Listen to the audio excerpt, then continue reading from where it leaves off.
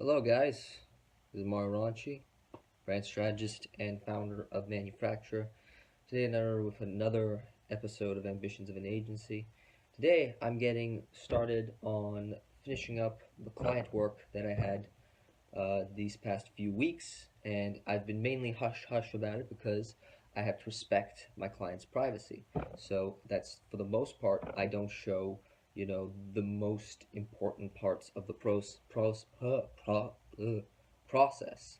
So only can show you at least a bit of what I'm working on, what the results are being, and what are we planning to do at the moment, and just take you a little bit through what happens after strategy, or what happens after uh, you know no happens after the strategy sessions. So yeah, pretty much this.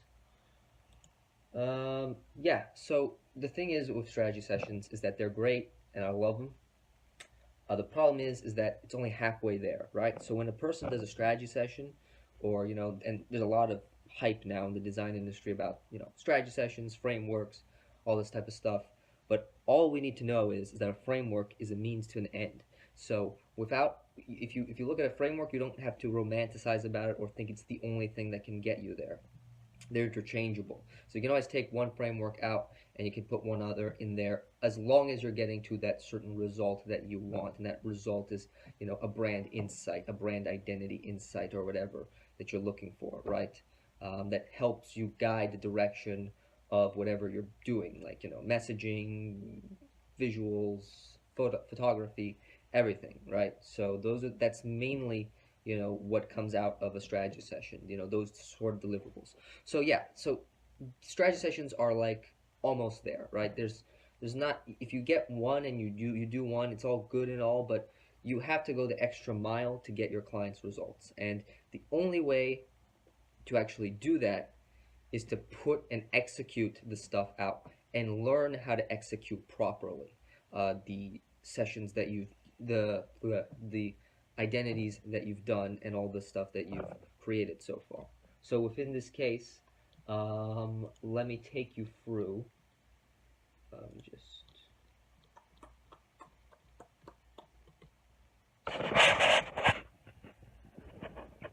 go up here.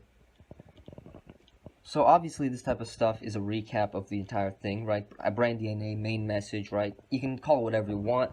It's just mainly the main message that you get, tone of voice, look and feel.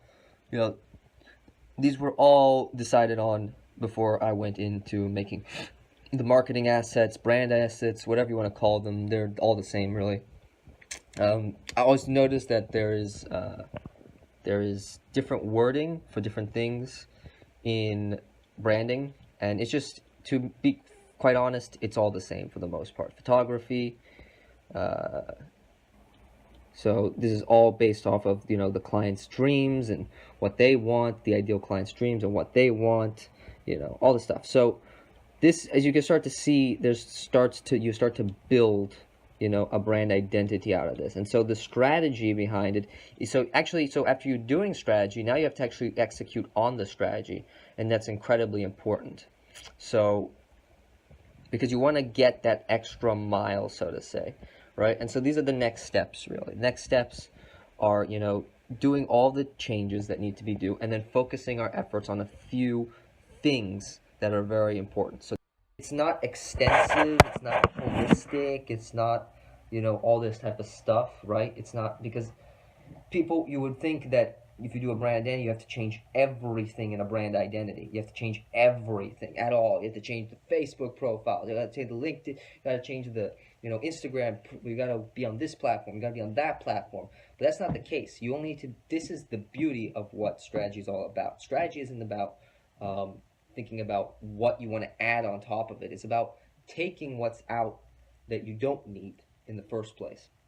And so there's a lot of things like Instagram. There was a lot of things like, Instagram, Twitter, for example. These platforms were pretty irrelevant to the target market that we're in, right? So these are basically, this is a commercial brokerage.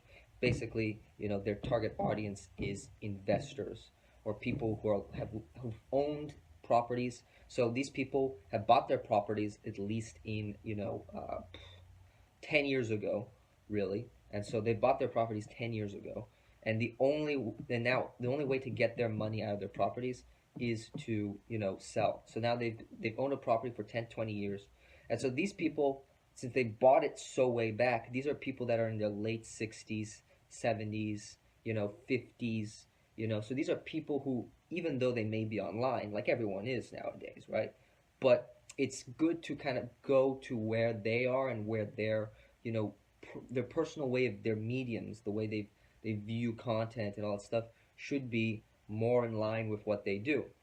So in this case, direct mail is incredibly important because, again, if these guys are, in that age bracket, and this is their lifestyle choices when they, read content. They read content not just online, they read it offline because they enjoy that part, right? And I'm not saying that, millennials or anything don't enjoy printed content, right? There's a ton of, theory research about, how vinyl's coming back and all that crap. But but specifically in this case, it's about picking the right channels to put the content through, to put your brand message through.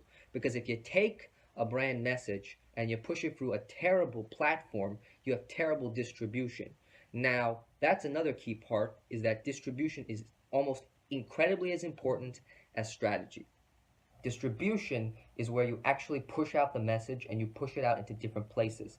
If you don't find a way to push it out into different places, your brand message will just stay flat for the most part, right? Because you won't be putting your energy or your marketing message into these proper platforms where the attention is in the first place. Because that's all that matters, right? Is the attention. So if their attention is there, we go to direct mail. If their attention is there, we go direct mail. So that's why direct mail was picked in this case.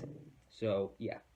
And then, the paid traffic obviously is an important part of any, it's just to push, people through it, right? If your ideal way of, if your problem is getting more sales, increasing your revenue, then it's obviously going to be you need to put that through, a paid traffic sort of way, or even find a way to measure the effect of your marketing assets, right? So going that extra mile and actually understanding, that there is a whole nother phase after strategy that you need to execute on, because otherwise you're just a consultant.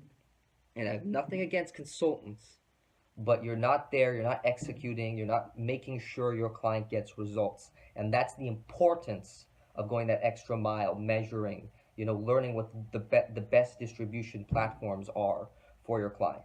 So that's the insight for today. So yeah, hope you enjoyed this video. If you liked it, subscribe.